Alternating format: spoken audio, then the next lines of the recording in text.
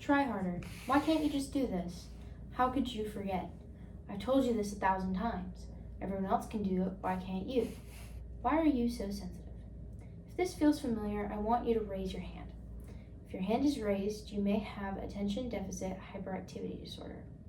A total of 14.2% of people have some form of ADHD. Today, I will speak about ADHD, and by the end of my speech, you will understand the different types, how it is underdiagnosed, and how it is often overlooked. I chose this topic because I am diagnosed with ADHD and it greatly affects my life.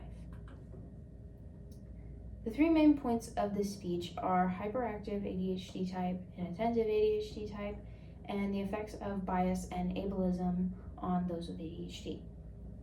Now that I have informed you of my main points, I will move to the first of the three, hyperactive ADHD type. Hyperactive ADHD type is a chronic condition including attention difficulty, hyperactivity, and impulsiveness. Symptoms can include restlessness, fidgeting, constantly moving, impulsivity, and excessive talking. An example of this in an actual person could be little Mandy, who is trying to listen to a teacher's lecture, and no matter how hard she tries, she can't sit still. She bounces her leg, fidgets with her pencil, and forgets to take notes.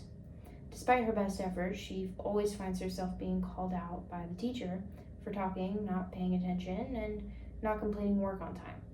It often feels as if Mandy is trying twice as hard only to get half the grade.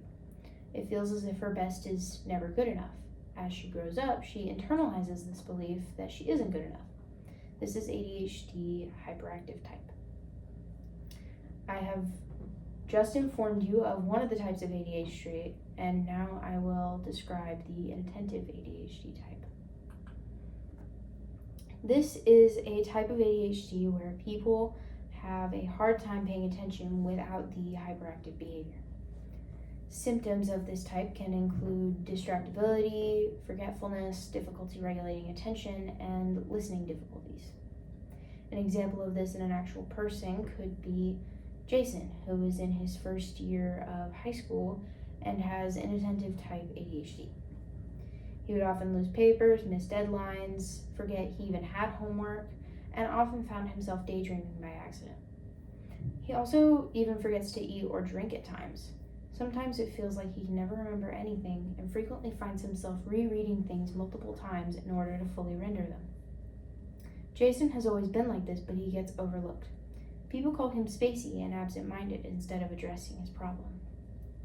I've informed you about the types of ADHD, and now I'm going to show you how ableism and bias play a role. Different types of bias, such as gender, racial, stereotypical, and age, and different types of ableism, such as not receiving accommodations, misconceptions like ADHD isn't a disability, and societal pressures to try harder, all affect those with ADHD.